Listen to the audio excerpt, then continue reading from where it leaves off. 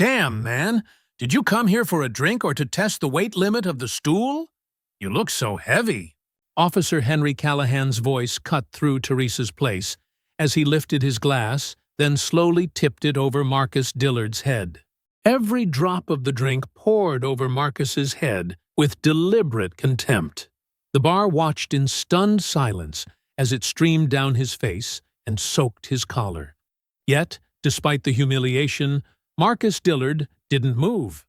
Both his hands stayed flat on the bar, jaw set tight. Callahan set the empty glass down and laughed with his companions. What he didn't know was that this single act of arrogance would cost him everything. Before continuing, comment where in the world you are watching from and make sure to subscribe because tomorrow's story is one you can't miss. The bourbon was smooth. That was Marcus Dillard's first thought as he settled onto the bar stool at Teresa's place on that Friday evening in late October. He turned the glass slowly in his big hand, watching the amber liquid catch the warm light above the bar, and he smiled to himself. A quiet smile, the kind a man allows himself when something finally goes right. It had been a long time since something finally went right.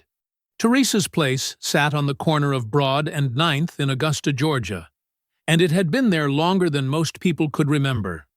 The bar itself was dark polished mahogany, worn smooth by 30 years of elbows and conversation.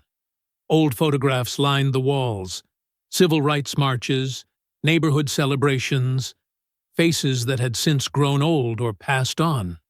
The place smelled like oak and fried catfish and something that wasn't quite perfume and wasn't quite memory, but was somewhere between the two. It was the kind of bar that made you feel like you belonged the moment you walked through the door.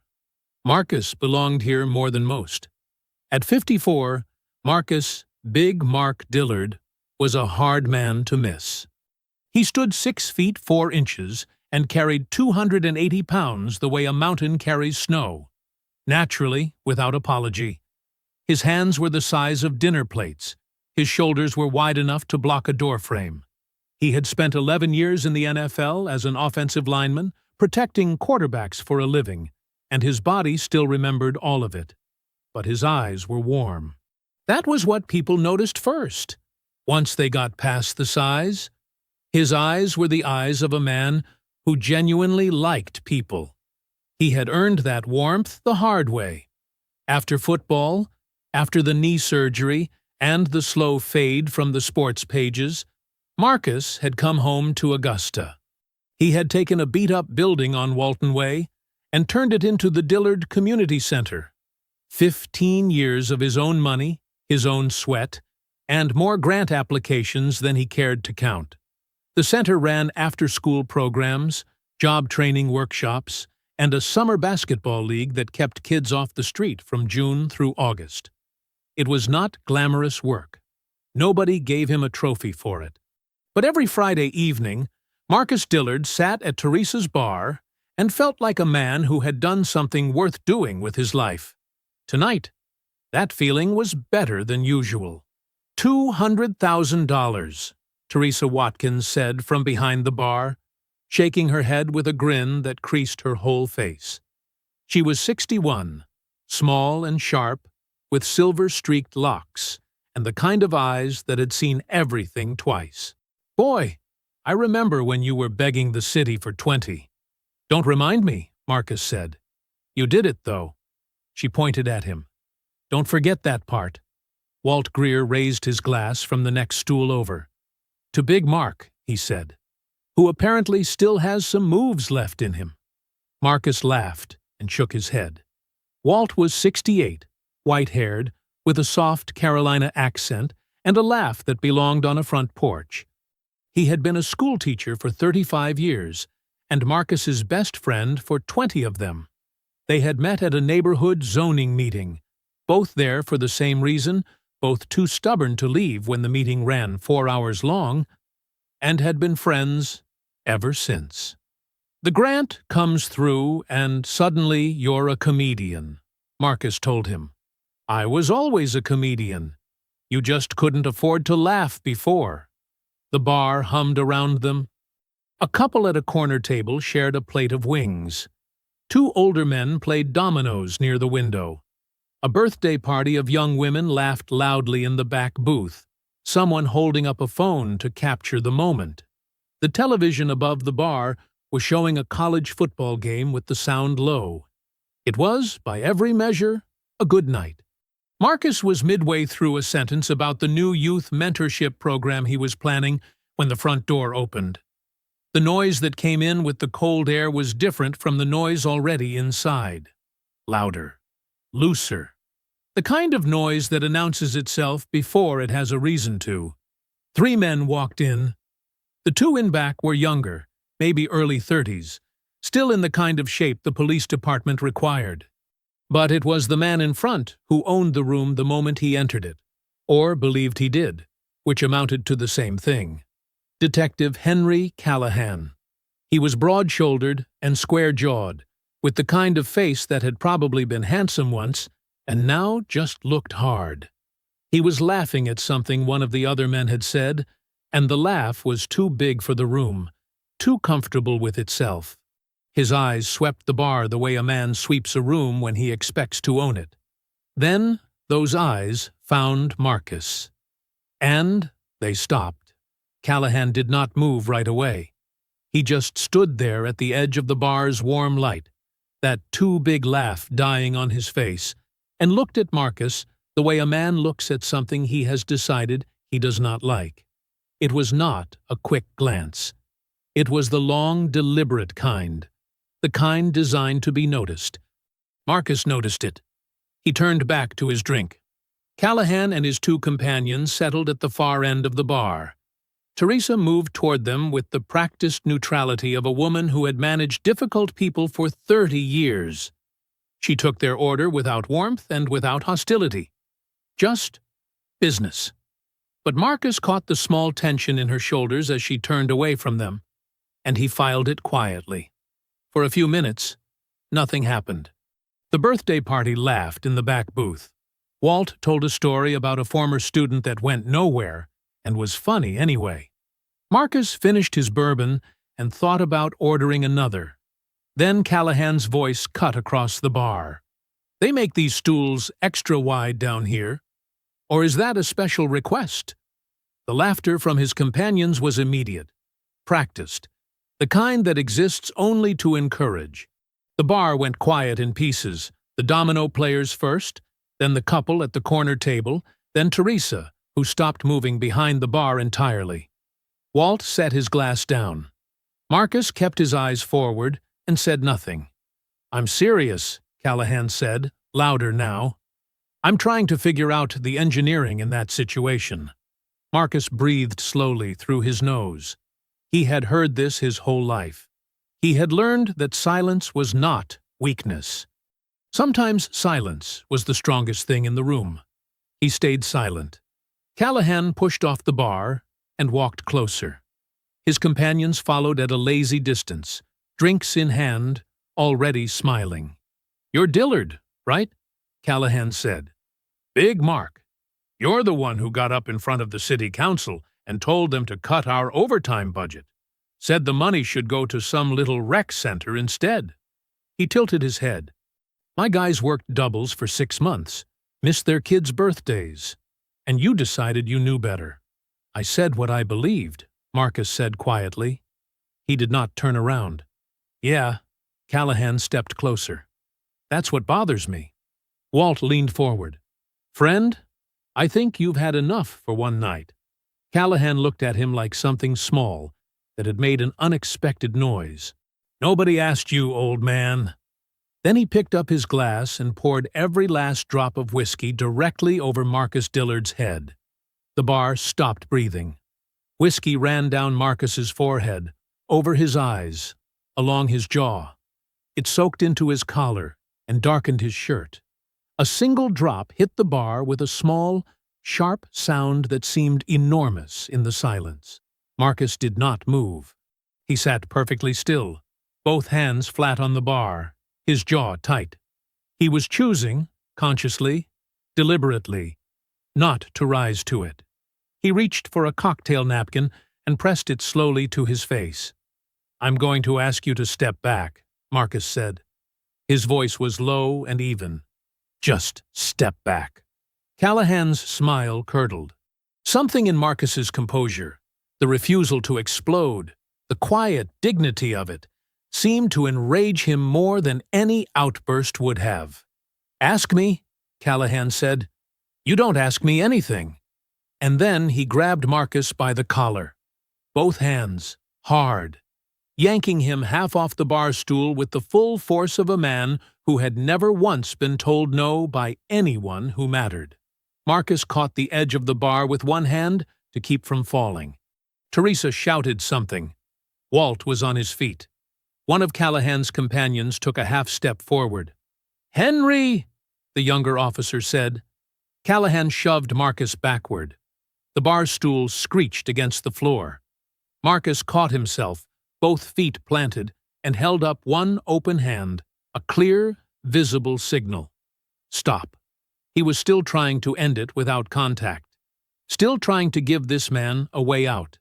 Callahan did not want a way out. He shoved him again, harder, his forearm driving into Marcus's chest, backing him up against the bar. 10 seconds. That was how long Marcus Dillard held himself back. Then something shifted behind his eyes. Not rage, exactly. Something quieter and more certain than rage. The decision of a man who had been patient long enough. He planted his feet.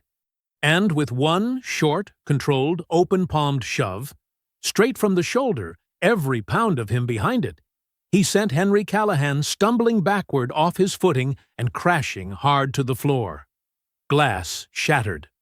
The bar erupted. Callahan hit the floor hard.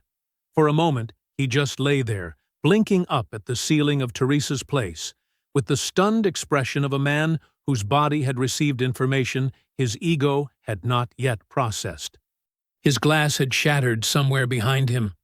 A bar stool was on its side. One of his companions had spilled his drink, catching himself mid-step. Then the bar erupted.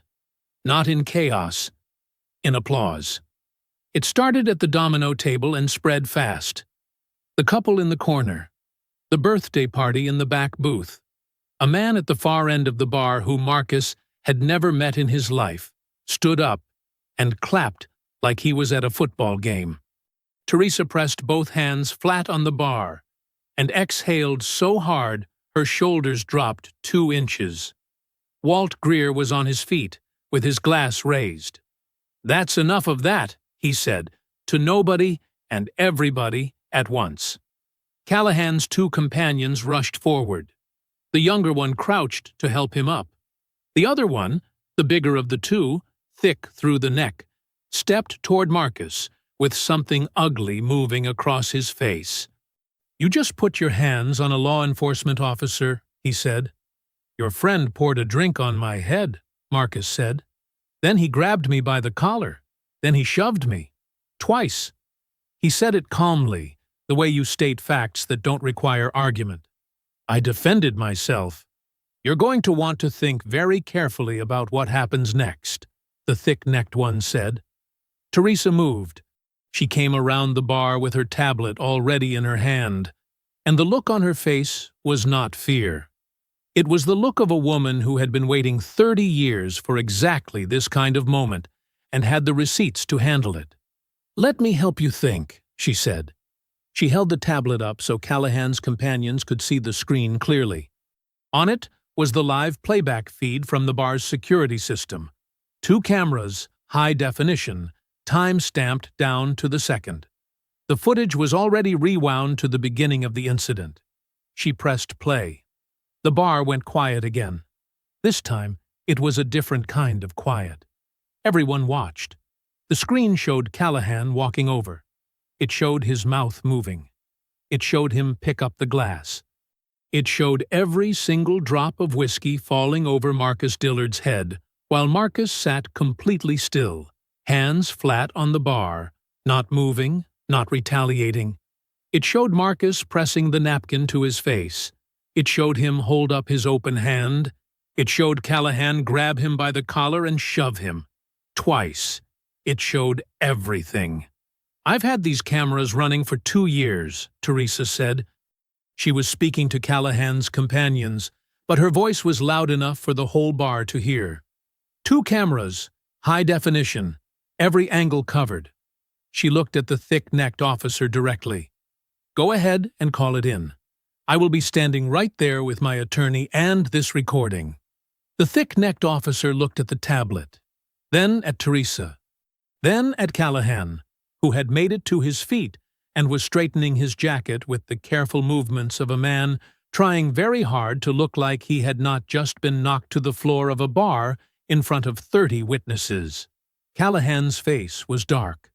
His jaw was set. He looked at Marcus with something in his eyes that was colder and more deliberate than anger. Anger burns hot and quick. This was something that intended to last. But he said nothing. He picked up his jacket from the floor.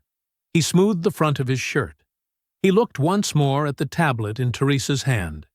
And for just a moment, something moved across his face. Not embarrassment, not remorse, calculation. Then he turned and walked out of Teresa's place without a word. His companions followed.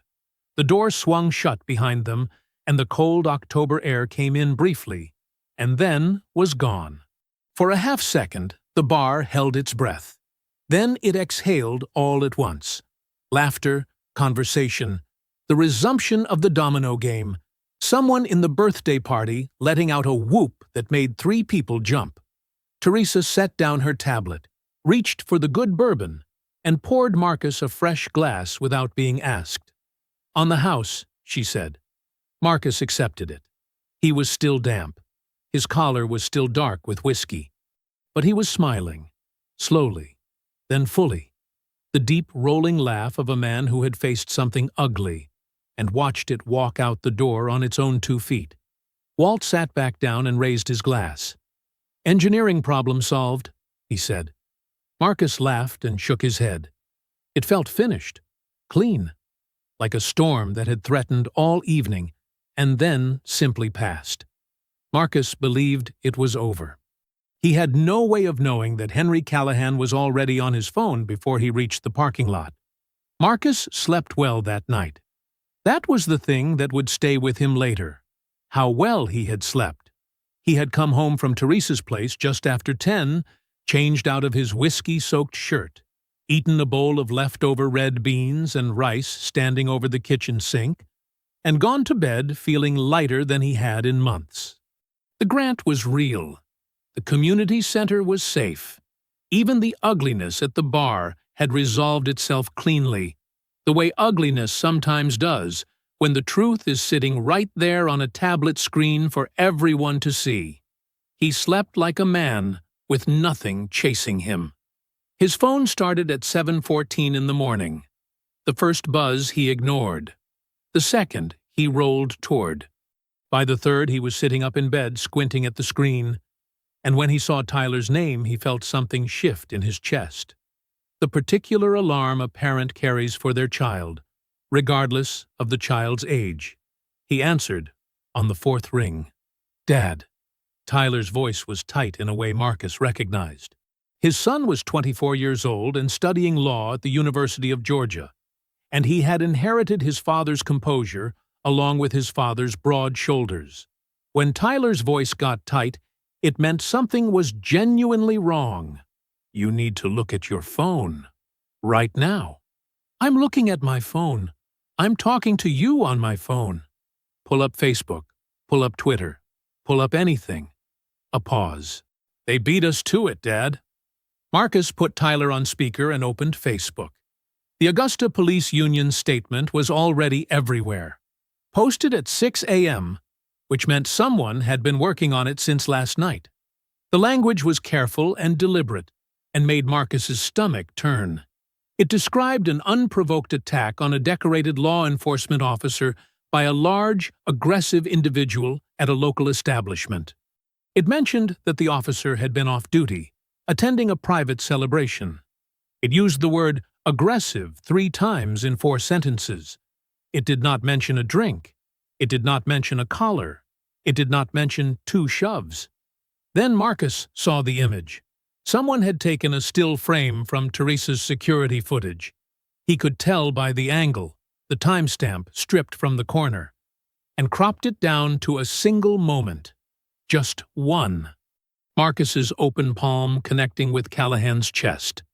Nothing before it. Nothing after. Just a large black man, with his hand on a white police officer, isolated from every single second of context that explained why. The image was already attached to the union statement. It was already spreading. "Dad," Tyler again. "It's not just local." Marcus looked. 3 national conservative media websites had picked it up within the hour. The headlines were variations of the same thing. Ex-NFL player attacks decorated cop at Augusta bar. One of them had already generated 400 comments. He scrolled 3 comments deep and stopped scrolling. He set the phone face down on the nightstand and sat on the edge of his bed in the gray morning light. His hands were resting on his knees. He looked at them, those big, familiar hands, and thought about how a single image could take something true and turn it into something that looked true in the opposite direction. That was the craft of it. That was what made it so effective. They had not lied, exactly. The image was real. The moment had happened. They had just removed everything that gave it meaning. His phone began buzzing against the nightstand. Not calls, messages, notifications, the particular swarm that builds when something has found its audience. "You need to call your attorney," Tyler said. He had stayed on the line. "Today, Dad. This morning. Not Monday morning." "I know.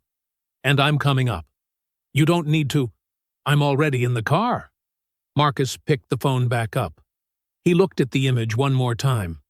Callahan's people had moved fast, and they had moved smart.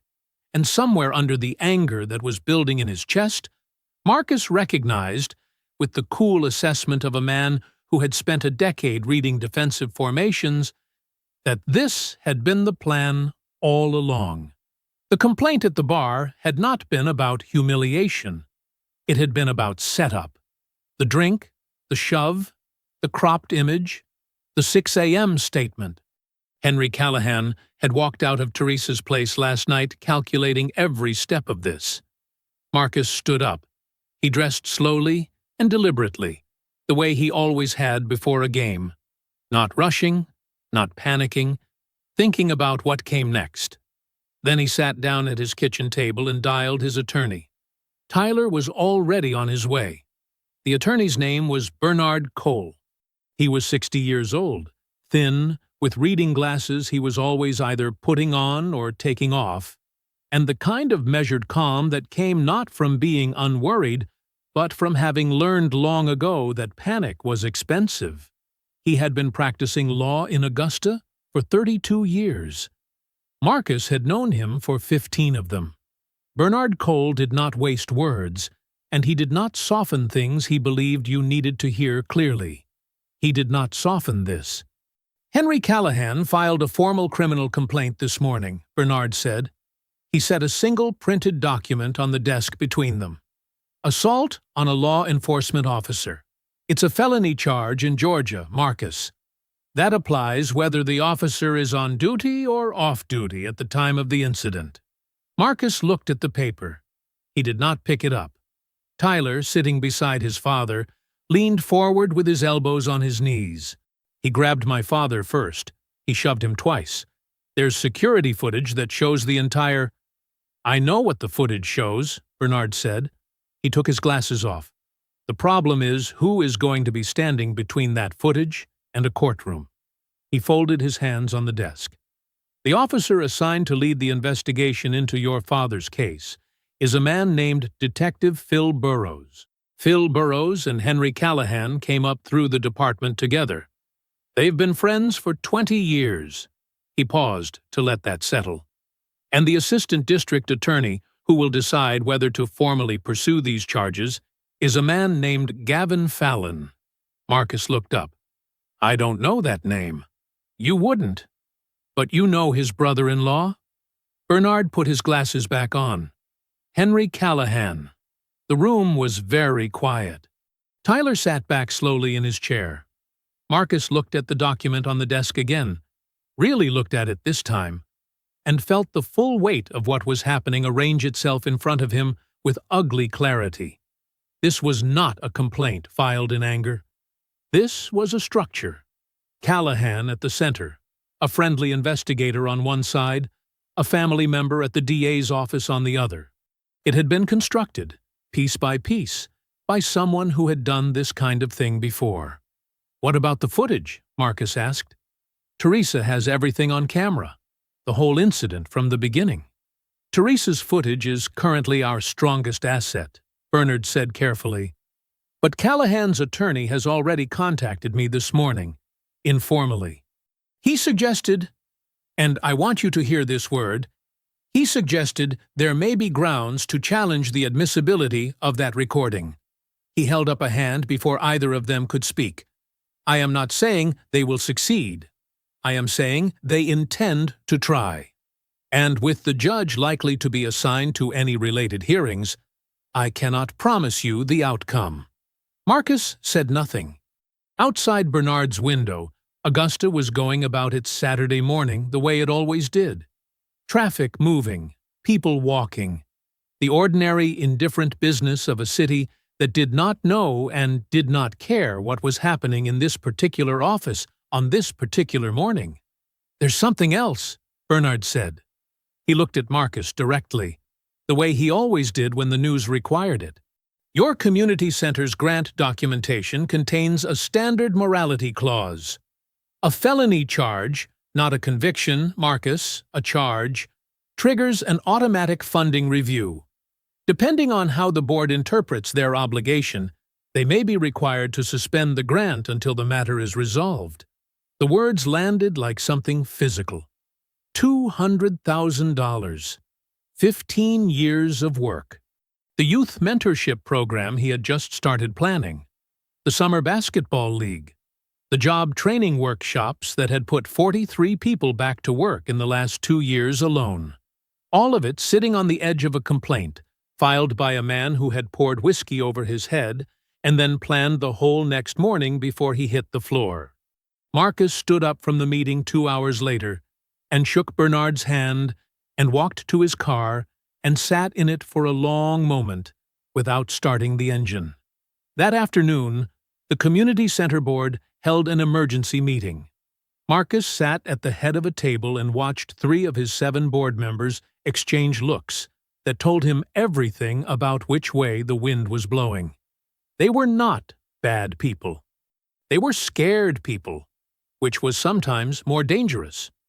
No decision was made that afternoon, but the question had been asked out loud.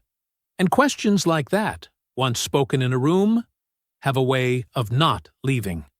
Marcus drove home alone as the sun went down over Augusta, and the silence in the car was the heaviest thing he had carried in years. The weekend had not been kind. By Sunday evening, Marcus had changed his personal cell number twice. The first number he gave only to Tyler, Bernard Cole, and Teresa. The second he gave to nobody at all, because by then it didn't matter.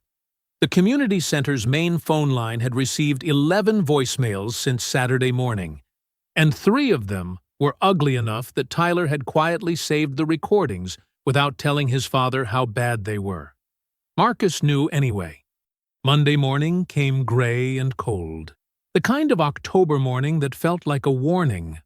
Marcus and Tyler sat across from Bernard Cole in the same chairs they had occupied 2 days before. But the room felt different now, smaller. The documents on Bernard's desk had multiplied. Bernard did not waste time. "I want you to understand the full picture," he said. He laid 3 separate sheets across the desk like he was dealing cards. "Because what we are dealing with is not one man with a grudge. It is a network, and you need to see how it connects." He walked them through it methodically. Detective Phil Burrows, assigned to lead the investigation, had been Callahan's partner for 6 years before moving to a different unit. They still golfed together on alternate Sundays.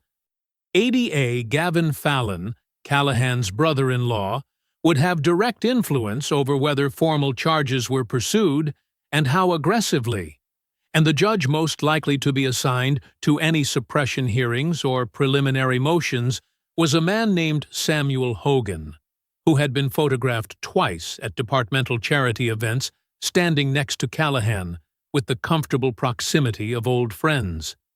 Tyler stared at the sheets. So the man investigating it, the man deciding whether to prosecute it, and the man who would rule on the evidence, they all have a relationship with Callahan. That is an accurate summary, Bernard said. That's not a justice system, Tyler said.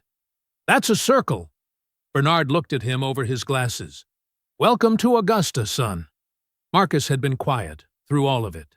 He was looking at the papers on the desk, but his eyes had the distant focus of a man running calculations in his head. He had spent 11 years in professional football studying systems, how they were built, where they were strong, where the gaps were. What Bernard was describing was a system, tight, layered, and designed specifically to protect one of its own. How many times has he done this? Marcus asked. Bernard paused. Done what, specifically? Filed complaints. After he started something. Used the system to flip the story. Marcus looked up. How many times? Bernard removed his glasses slowly. That is a question worth pursuing, he said.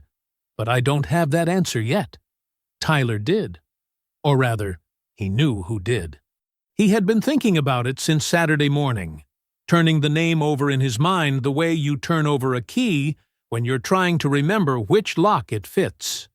Violet Gilbert, Atlanta Journal-Constitution. He had come across her work 8 months ago in a research paper he was writing for his criminal procedure class, a 3-part investigative series she had written on misconduct patterns in mid-sized Georgia police departments.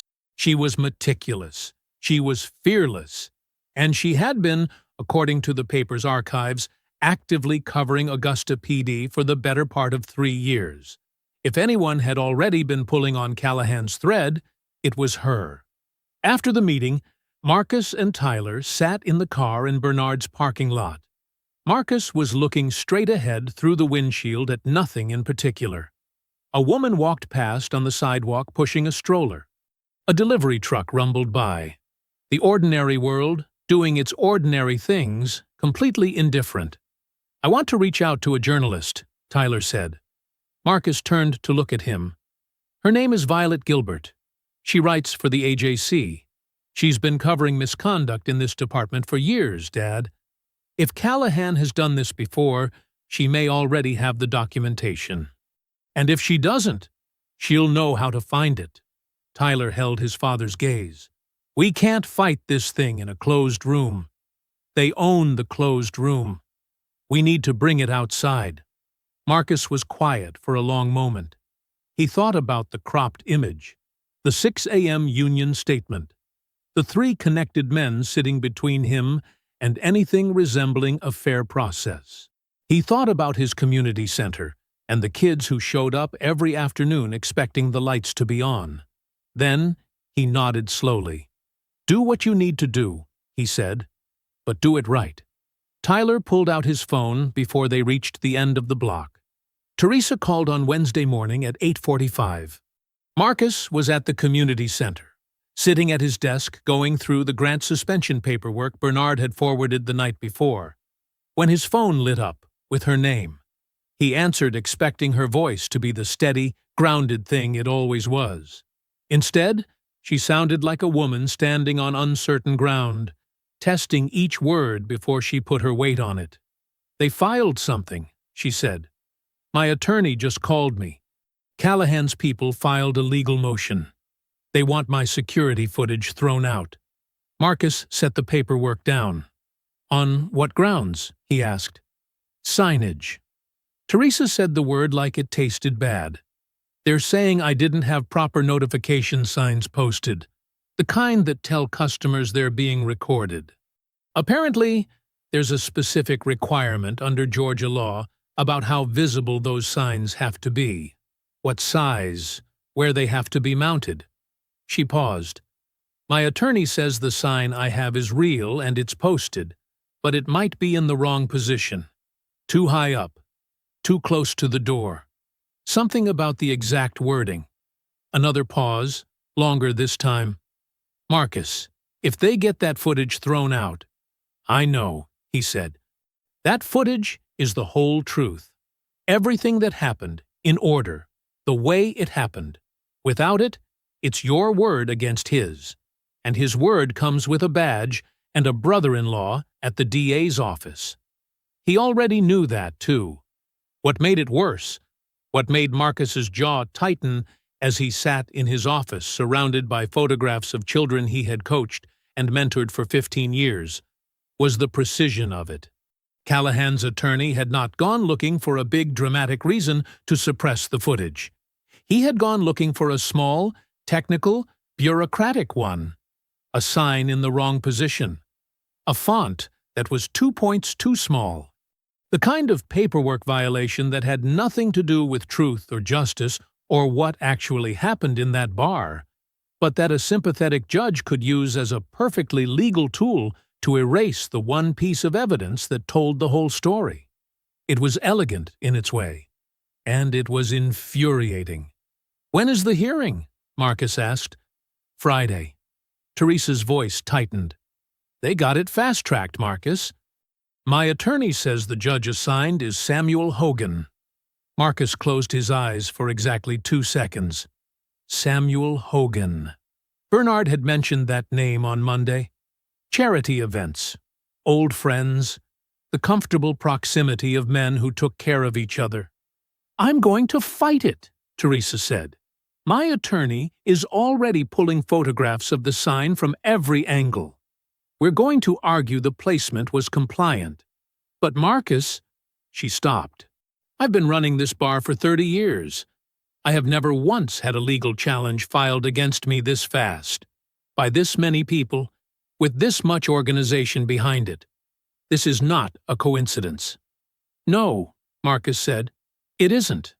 After he hung up, he sat very still for a moment. Then he called Tyler. Tyler listened without interrupting, which was how Marcus knew his son understood the severity. When Marcus finished, Tyler was quiet for 3 seconds. They're trying to erase the tape before arraignment, Tyler said. If they get it excluded before charges are formally filed, it poisons the well. Even if we try to introduce it later, Hogan has already ruled on it. It's gone. That's what it looks like. Then we need something else, Tyler said.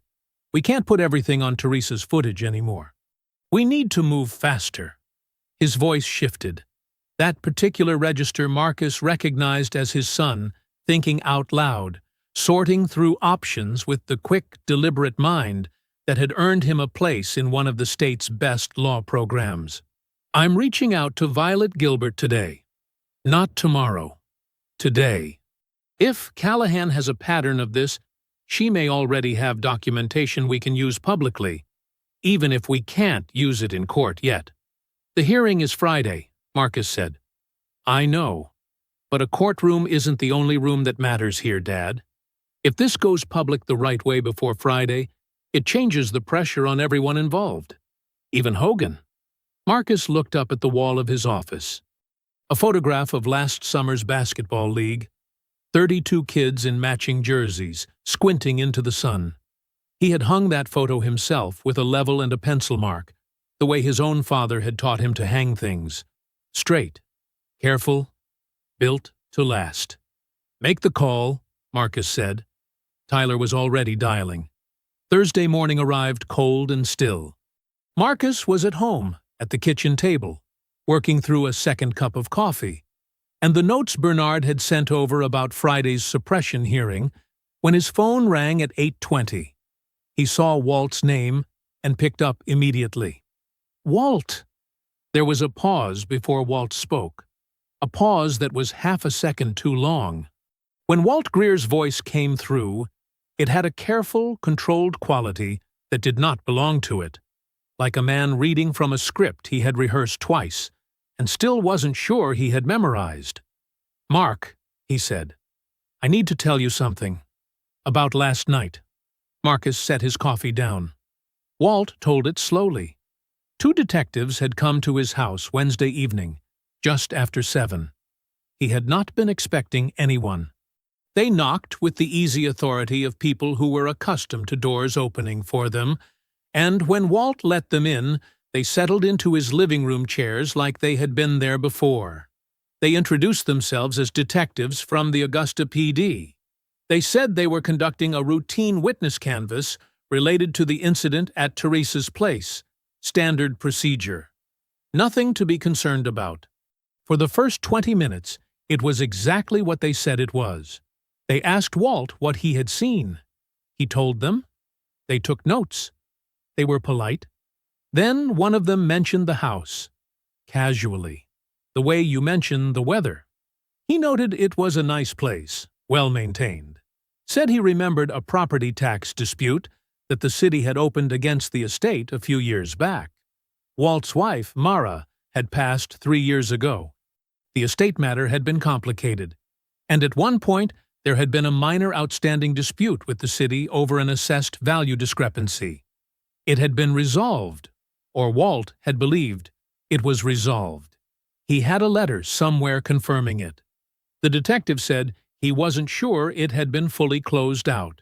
Said sometimes these things stayed open in the system longer than people realized. Said it might be worth checking into. Then they thanked Walt for his time, shook his hand, and left. They were in his house for an hour and 10 minutes. They never raised their voices, Walt said. They never made a single direct threat. They were perfectly polite the entire time. He stopped. But Mark, I know what that was. I am 68 years old, and I taught high school civics for 35 years, and I know exactly what that was. Marcus's hand had tightened around the phone, somewhere in the middle of Walt's story. He had not noticed until now. "Did they give you their names?" he asked. "They gave me cards." Walt read them out. Marcus wrote both names on the corner of Bernard's notes. "Walt, I need you to listen to me." What they did, going to a witness's home and referencing unresolved financial liability with the city, that is not a routine canvass. That is pressure. And pressure applied to a witness in an active case is a federal matter. Marcus kept his voice level. "You didn't do anything wrong. You let them in. You told the truth. And you are going to be fine. But I need you to tell Tyler everything you just told me. Every detail. In order. Okay?" Walt was quiet for a moment. "I still want to testify, Mark. I want you to know that. I'm not saying I'm walking away." Another pause. "I'm just scared. I didn't expect to be scared, and I am." "That's an honest thing to say," Marcus told him. "And it matters that you said it." After he hung up, Marcus called Tyler before he had set the phone down. Tyler listened to the full account without a word. When Marcus finished, the silence on the line lasted exactly 4 seconds. Marcus counted them. And then Tyler said, with the flat precision of someone filing information into a specific mental folder, "That's witness intimidation. Federal statute. I need Walt to write down everything while it's still fresh. Times, names, the exact language they used about the estate. All of it." He called Walt immediately after. Walt talked for 40 minutes. Tyler typed while he listened. That afternoon, Tyler assembled everything into a single document.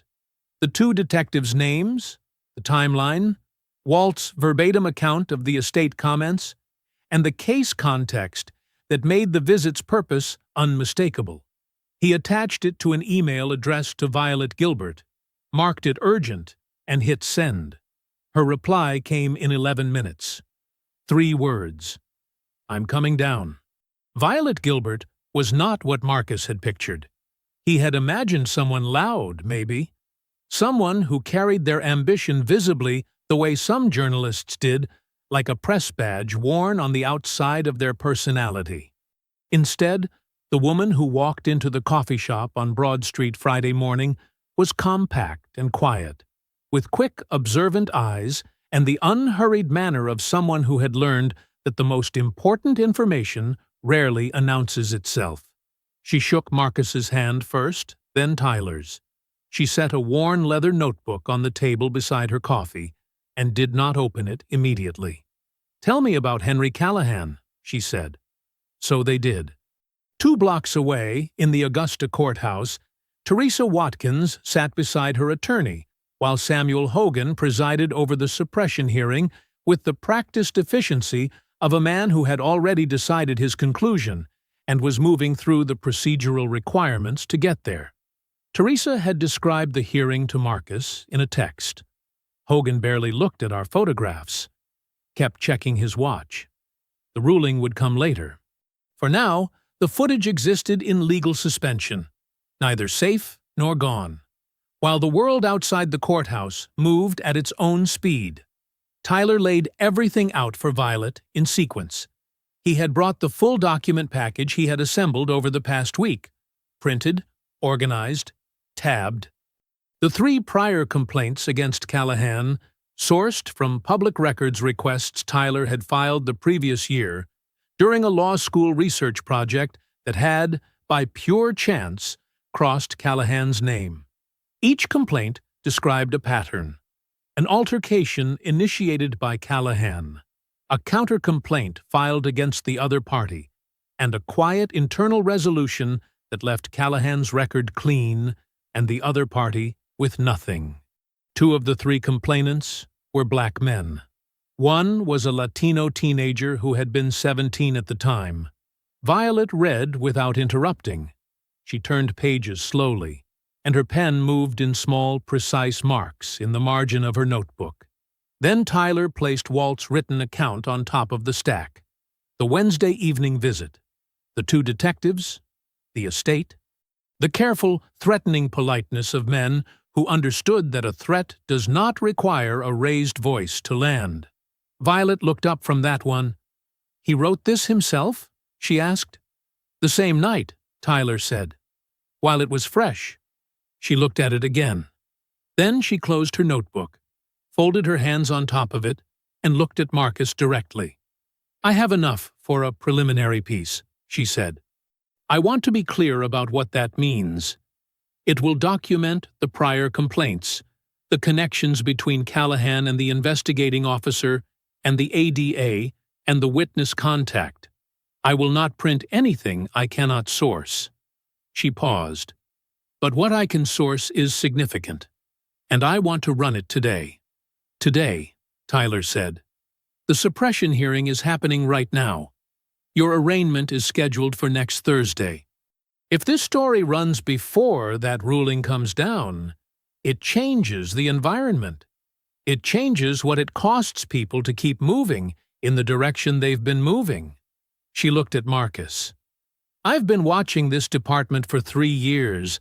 Callahan's name has come up before. I just never had a case public enough to build around." She was quiet for a moment. "I'm sorry it had to be yours." Marcus nodded once. "Run it," he said. The piece went live on the Atlanta Journal-Constitution's website at 4:17 that afternoon. By 5 o'clock, it had been shared 1,400 times. By 6, it had been picked up by 2 national news networks. By 7, a crowd of roughly 60 people had gathered outside Augusta PD headquarters with handmade signs, and by 8 that number had more than doubled. The DA's office released a statement at 8:45. They were reviewing all elements of the Marcus Dillard case in light of newly surfaced information. At 9:15, Marcus's phone rang. It was a member of the Grant Board. Not a cold official voice this time, but the personal cell of a board member he had known for a decade. The man said they were standing by, that they were not pulling funding while the facts remained publicly contested, that they believed in Marcus and in the work the center did. Marcus thanked him and hung up. He was sitting at his kitchen table. Tyler was across from him, laptop open, watching the story spread across the internet in real time. The house was quiet except for the sound of the television in the other room, where the Augusta PD headquarters was visible on the local news, the crowd outside it growing. Marcus exhaled slowly, a long, full breath, the kind he had not allowed himself in a week. He looked at his son. "Maybe," he said carefully. "It turns out okay." Tyler looked up from the screen and almost smiled. Almost. The weekend had felt like a held breath. After the article, after the protests outside the precinct, after the DA's statement and the board members' call and Tyler's quiet, almost smile across the kitchen table, Marcus had spent Saturday and Sunday in a state of cautious stillness. Not hope, exactly. Something more careful than hope. The feeling of a man watching a dangerous thing from a safe distance, not yet certain it couldn't reach him. Monday morning answered that question. Bernard Cole called at 8 o'clock. Marcus was already up, already dressed, already at the kitchen table with his coffee. He answered on the first ring. "Judge Hogan ruled Friday afternoon," Bernard said. "I wanted to wait until I had the full written order before I called you." A pause that carried its full weight. "The footage is inadmissible." The signage violation held. Marcus set his coffee mug down carefully. "Teresa's sign was 11 inches too high on the wall," Bernard continued. "That was the finding. 11 inches. His voice carried something underneath the professional calm. A quiet, contained outrage that a man of his experience and discipline would never let fully surface. The motion was granted. The footage cannot be introduced as evidence in any criminal proceeding. Marcus said nothing. Outside his kitchen window, Augusta was a gray Monday morning. Clouds low, air cold, a garbage truck moving slowly down his street with the patient indifference of machinery. "There's more," Bernard said. There always was. The DA's office had made its decision. With Callahan's brother-in-law, Gavin Fallon, still in place, still operating without recusal, the office was moving forward with the felony assault charge. Marcus was to present himself for formal processing that afternoon. Arraignment was scheduled for Thursday morning. Marcus processed himself at 2 o'clock. It took 45 minutes. He sat in a plastic chair and answered questions in a flat, level voice and did not allow his face to show what was happening behind it. They took his photograph, standing, facing forward, the small height marker on the wall behind him. The flash was brief and impersonal. By 5 o'clock, that photograph was on every local television news broadcast in Augusta. Ex-NFL player arraigned on felony assault charge following altercation with law enforcement officer. Tyler watched it from the community center, where he had been working with Marcus all afternoon. He turned the television off before Marcus could see it. Marcus had already seen it on his phone. At 6:15, the grant board called. It was not the same voice as Friday night. The warm, personal call from a decade-long colleague. This was the board's official chairwoman, and her voice had the formal, reluctant quality of someone reading from language that had been reviewed by an attorney before it was spoken aloud. The morality clause had been triggered by the formal charge. Effective immediately, the $200,000 grant was suspended pending resolution of the criminal case. The community center was required to cease 2 of its 3 active youth programs within 30 days. Marcus thanked her. He used those exact words, "Thank you," and hung up. He sat at his desk in his office and did not move for a while. At 7:30, Walt called. Marcus could hear it in the first syllable, the guilt and the grief and the exhaustion of a man who had been carrying a weight he could no longer hold. "I can't do it, Mark." Walt's voice was barely above a whisper. "I want to. God knows I want to. But I'm 68 years old, and I'm alone in this house, and I don't have the fight in me that you have." "I never did." A long pause filled with the sound of an old man trying to hold himself together. I'm sorry. I am so sorry. Marcus told him it was okay. He told him he understood. He meant both things, and he also felt something crack quietly in his chest as he said them. At 8 o'clock, Henry Callahan appeared on the Channel 6 Evening News. He was standing outside Augusta PD headquarters in a pressed shirt, accepting his departmental commendation from the deputy chief. He shook hands. He smiled for the camera. That same confident, unbothered smile of a man for whom the system had never once failed to perform exactly as expected. He said he was grateful for the support of his department and his community. Marcus turned the television off. He walked back to his office. He sat down in his chair. The photographs on the wall looked back at him. Children in basketball jerseys, teenagers holding certificates, a community built year by year from nothing. He looked at them for a long time. Then he put his head in his hands. The room was very dark and very quiet. Tyler was on his father's porch before sunrise. Marcus heard the car first. The familiar engine, the specific sound of his son's door closing with the firm, purposeful click of someone who had somewhere to be. He was already awake. He had not slept much. He had lain in the dark for most of the night, staring at the ceiling with the particular wakefulness of a man whose mind refuses to stop working even when his body has nothing left. He had the front door open before Tyler reached the steps. His son looked like he hadn't slept either. He was still in yesterday's clothes, a legal pad tucked under one arm, and his phone in his hand. And there was something in his eyes that Marcus recognized. Not desperation, not panic, but the focused intensity of a person who has spent all night turning a problem over and over until they found the angle that hadn't been tried yet. "I need to go back to the bar," Tyler said. "And I need you to stay here." Marcus looked at him. "What are you looking for?" "Something Callahan forgot about," Tyler said. "Something nobody thought to ask about." He held the doorframe with one hand. "Dad, Teresa's footage got thrown out because it belonged to the establishment. The suppression ruling covers recordings made by the bar's own security system. But it does not cover footage recorded by private citizens on their personal phones." He paused. "That night, there were other people in that bar, and some of them had their phones out." Marcus was quiet for a moment. He thought back to that Friday evening. The birthday party in the back corner booth. He had registered them peripherally, the way you register background noise in a familiar space. A group of young women, laughing, someone holding a phone up to capture the celebration. He had noticed them, the way you notice a song playing in another room. They had been there. They had been recording.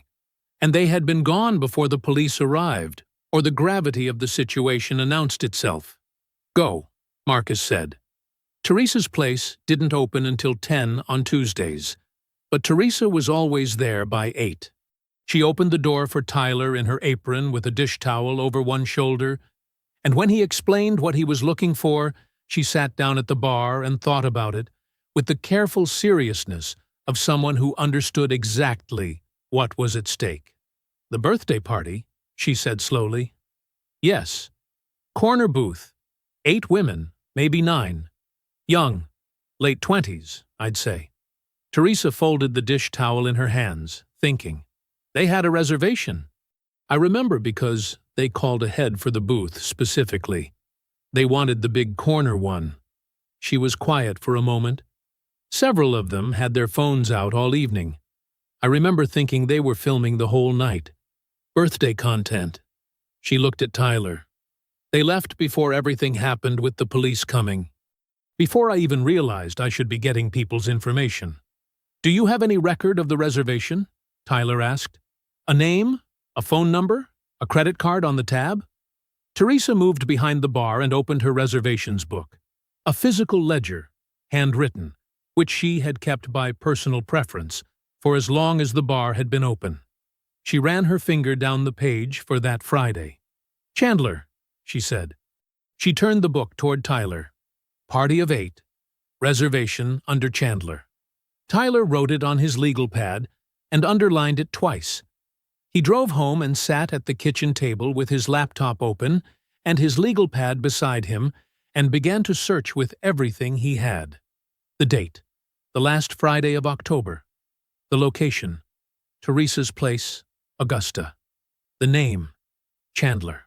He worked through Facebook first, searching event check-ins and tagged posts, then Twitter, then Instagram, which had become the natural home of birthday documentation. The stories, the group shots, the small captured moments of celebration that people posted without any awareness of what else their cameras might have caught. He searched for 2 hours. He almost missed it. It was a post from 3 days before the incident. A countdown.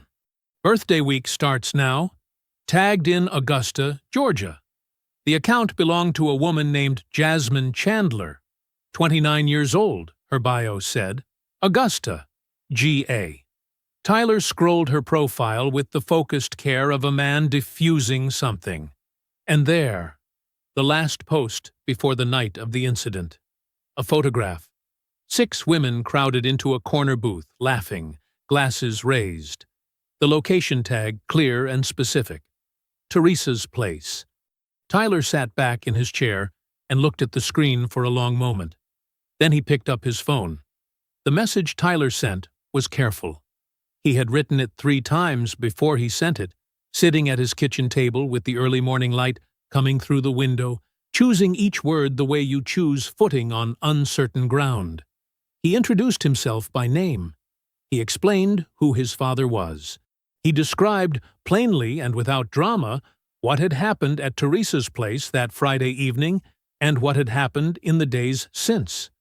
He told Jasmine Chandler that he believed she might have been there that night, and that if she had recorded anything at all, it might be the only thing standing between his father and a felony conviction for defending himself. He read it one final time.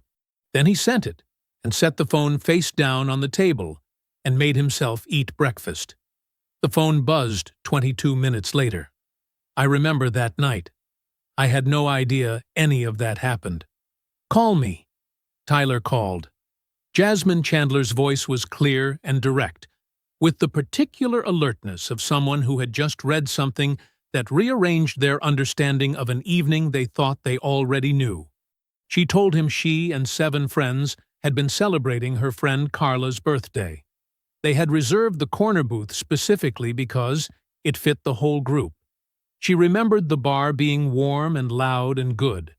She remembered the commotion near the front, a crash, raised voices, applause, and assuming it was just bar energy, the kind of random noise that happens on Friday nights.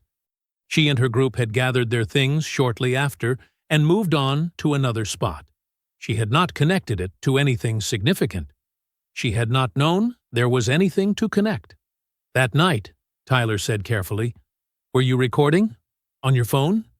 A pause. "I record everything," she said. "Carla's birthday. I was getting it all. The toasts, the group moments. I had my phone out pretty much the whole time we were there."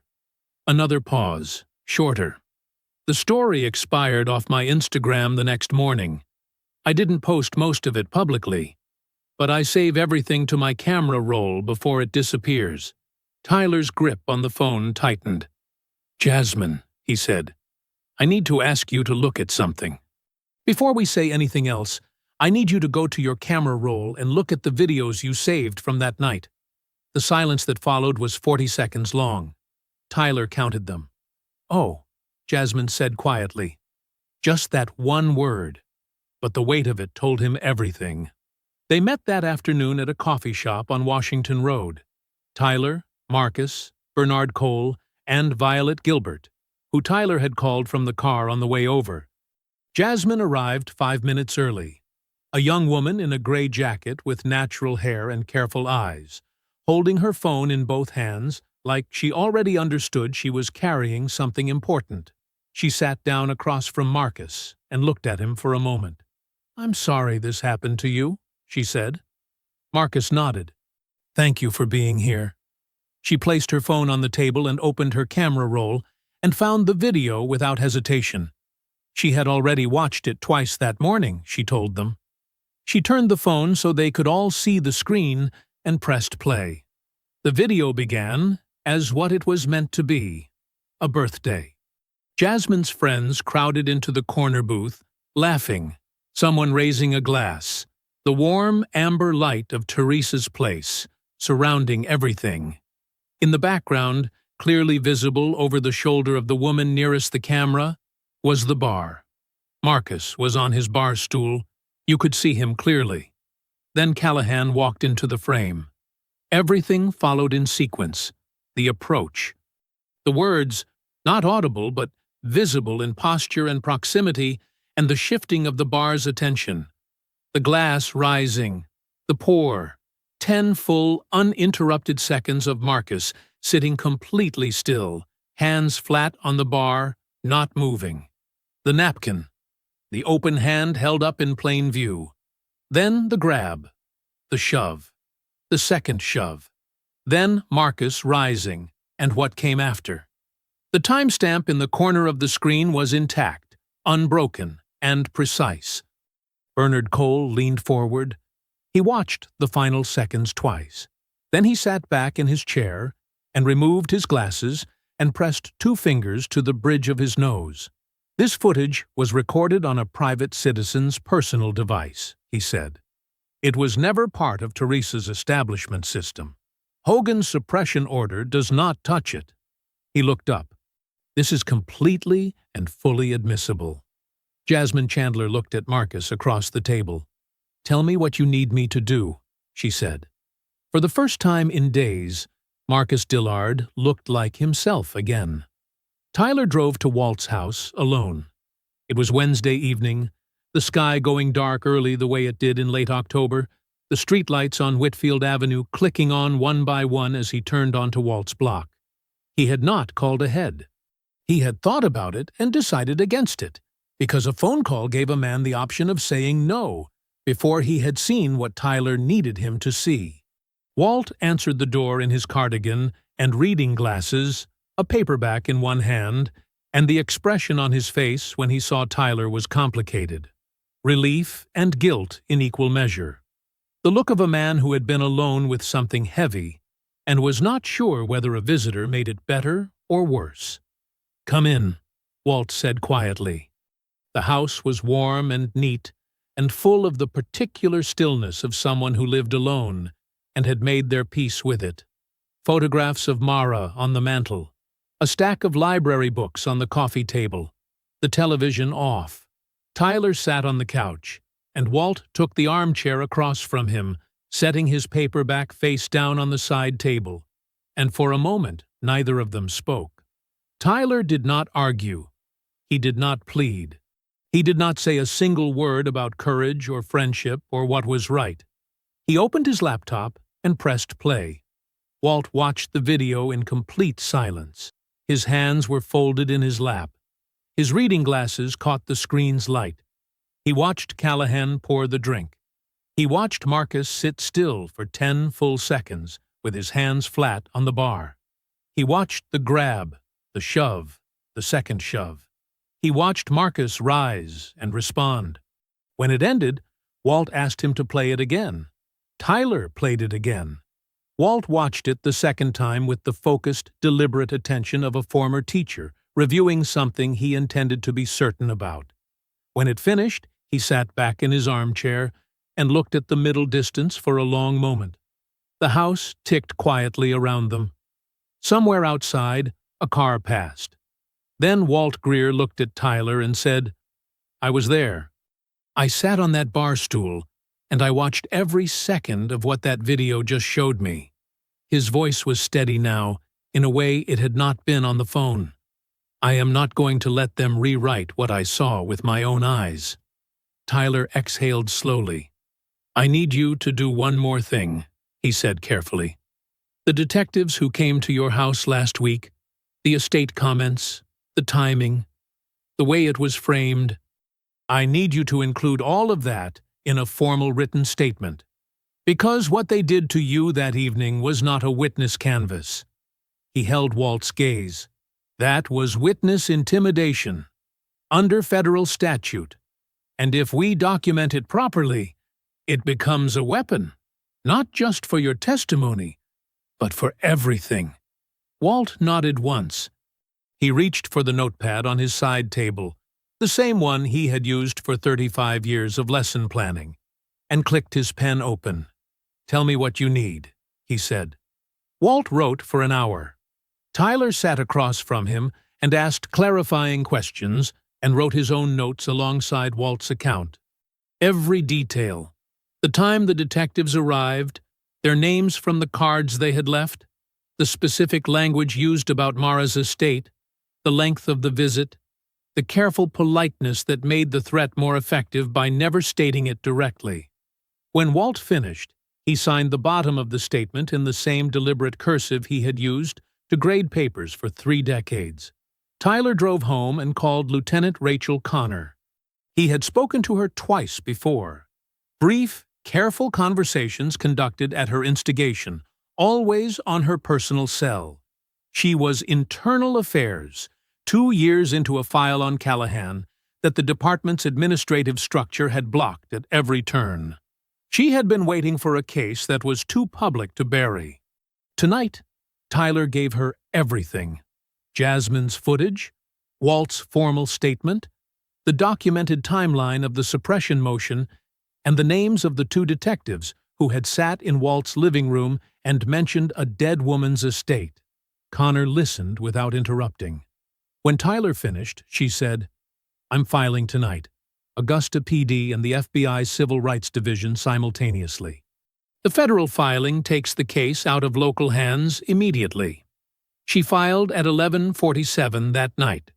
By morning, Gavin Fallon, Callahan's brother-in-law, the ADA who had been steering the prosecution, had recused himself from Marcus's case without a public statement, his name quietly removed from the court filing before most of Augusta had finished their first cup of coffee. In Washington, Congressman Reginald Booth watched the developments scroll across his phone's news feed and reached for his desk phone. His press secretary answered on the second ring. Marcus dressed carefully that Thursday morning. He stood at his closet in the gray pre-dawn quiet and chose a navy suit he had bought for his son's law school orientation. The one Tyler had told him made him look like someone who had already won. He knotted his tie twice until it sat exactly right. He polished his shoes at the kitchen table with the methodical patience of a man who understood that how you carried yourself into a room was its own kind of statement. Tyler arrived at 7. He looked at his father in the doorway and said nothing for a moment. Then he said, "Let's go." They drove to the courthouse mostly in silence. The radio stayed off. Augusta moved past the windows in the early morning light. Gas stations opening, school buses pulling out, the ordinary machinery of a Thursday running its course without any awareness of what it contained. Then Tyler turned onto Green Street, and Marcus saw them. 300 people. They lined both sides of the courthouse steps and spilled onto the sidewalk and into the street. Some held signs. Some held nothing but themselves, standing shoulder to shoulder in the cold morning air. Neighbors, parents, former players Marcus had coached in youth leagues 15 years ago, teachers from the schools his center partnered with, strangers who had read Violet Gilbert's article and driven in from Atlanta and Columbia and Savannah because something in them required being present for this. Walt Greer was near the front steps, his coat collar turned up, his chin raised. Marcus looked at the crowd through the windshield for a long moment. "Dad." Tyler's voice was quiet. "I see it," Marcus said. He got out of the car. The crowd saw him before he had taken 3 steps. A sound moved through them. Not a cheer. Not yet. Something more like a collective exhale.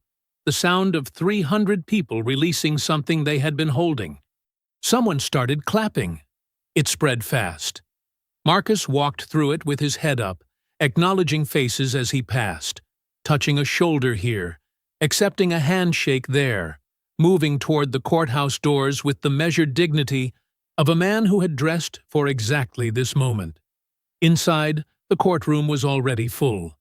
Marcus sat beside Bernard Cole at the defense table. The prosecution table, usually occupied by Gavin Fallon, held a woman Marcus did not recognize, the newly assigned DA, brought in after Fallon's recusal. Her name was Angela Marsh, and she had been handed this case 48 hours ago with a full evidence package, a federal inquiry active in parallel, and Jasmine Chandler's footage already submitted to the court record by Bernard Cole the previous afternoon. She had reviewed it the same night she received it. Judge Samuel Hogan was not presiding. Hogan had been quietly reassigned the evening before. The federal civil rights filing had cast sufficient shadow over his prior rulings in related motions to make his continued involvement untenable. The judge who entered the courtroom that morning was a woman Marcus had never seen before. She moved efficiently, without ceremony, and called the proceeding to order with the brisk authority of someone with a full docket and no interest in theater. Angela Marsh stood before the opening statements could begin. "Your Honor," she said, "the state moves to dismiss all charges against Marcus Dillard, with prejudice." The courtroom went very still. The state has reviewed newly submitted video evidence from an independent private source, corroborated by a signed eyewitness statement, that establishes clearly and unambiguously that Mr. Dillard acted in self-defense following physical aggression initiated by the complaining party. She set the document on the bench. The state finds no basis on which to proceed. The judge reviewed the motion for 90 seconds. "Motion granted," she said. "All charges against Marcus Dillard are hereby dismissed with prejudice. Mr. Dillard, you are free to go." 4 words. You are free to go. Marcus sat completely still for exactly 1 breath. Bernard put a hand on his arm. Then Marcus stood, buttoned his jacket, and walked out of that courtroom with his head exactly as high as it had been when he walked in. Tyler was waiting at the bottom of the courthouse steps. He had come outside to be there for this specific moment. And when Marcus pushed through the doors into the October sunlight, the crowd erupted. Fully, completely. The sound of 300 people releasing everything they had been carrying all week. Marcus walked down the steps, and his son met him at the bottom, and they held each other the way fathers and sons hold each other when something almost took one of them and didn't. The cameras caught all of it. Then, at the edge of the crowd, Lieutenant Rachel Connor appeared. Beside her stood 2 federal officers in dark jackets. Between them, having arrived at the courthouse expecting to watch Marcus arraigned, stood Henry Callahan. Connor met Marcus's eyes across the crowd. She gave him one small nod. Then she turned to Callahan, and the cuffs went on. The crowd saw it happen. The silence lasted exactly 1 second. Then they roared. The charges came down that afternoon like a hammer. Racially motivated assault with a federal hate crime enhancement, misconduct in the office, conspiracy to obstruct justice. 3 counts, each one a brick in a wall that Henry Callahan had spent 20 years building around himself, now stacked against him instead. His attorney released a statement by noon that said very little and convinced nobody. The police union, which had published its passionate defense of Callahan 9 days ago with the confidence of an organization that had never once been held accountable for being wrong, posted a 4-line retraction on its website at 2 in the afternoon and hoped nobody would notice the difference in the font. Everybody noticed. At 3 o'clock, Augusta's police chief stood in front of cameras in the department's main briefing room. He was a careful man by nature, someone who chose his public words the way a surgeon chose instruments, and today he chose them with the particular precision of a person who understood that the FBI was watching. He announced that Detective Henry Callahan's departmental commendation, presented on camera just 3 days prior, was formally and permanently revoked. He announced that 2 officers who had accompanied Callahan to Teresa's place that Friday evening were suspended with pay pending their own conduct investigations. He said the department was committed to accountability. He did not say Callahan's name more than once. At 4:15, the Grant Board convened an emergency conference call.